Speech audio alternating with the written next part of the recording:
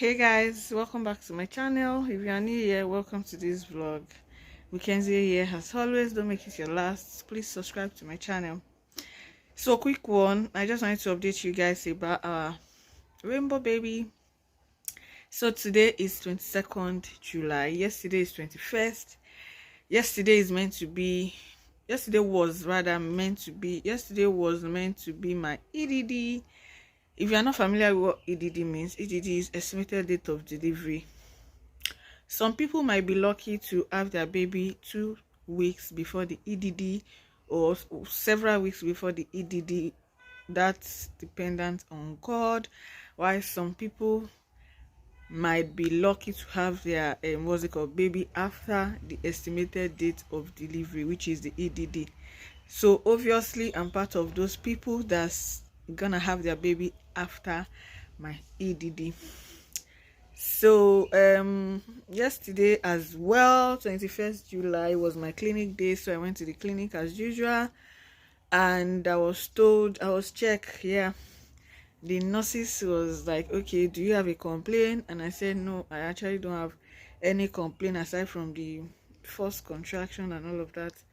So I was checked and I was told the process is already started. Don't mind my face, pregnancy glow. So I was checked and I was told the process is already starting, and I should exercise more, try and walk more, eat light food and all of that. Hopefully before weekend we are gonna have a real contraction and baby will be here. Labor will start, hopefully.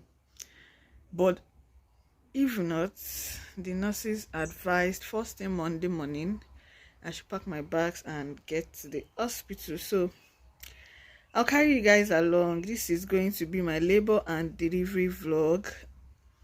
By God's grace, hopefully I have someone film the process for me. So I'm going to carry you guys along. So this is just like an intro to this vlog. Keep watching, stay tuned. If you're interested in this video, don't forget to subscribe, like and share. Cassia soon. Hi guys, so update. I don't know if you guys can hear me, but I'm currently at the hospital. Today is Monday 25th July. So I'm 4 days post EDD and service is not yet opening, and I was advised to be induced. Although I feel really I don't know how to put it, like I'm feeling kind of weird, but then I don't have options. This baby should come out. I don't want my baby to be in distress, and I'm just going to hope to God to at least see me through. Because I heard inducement pain is hell.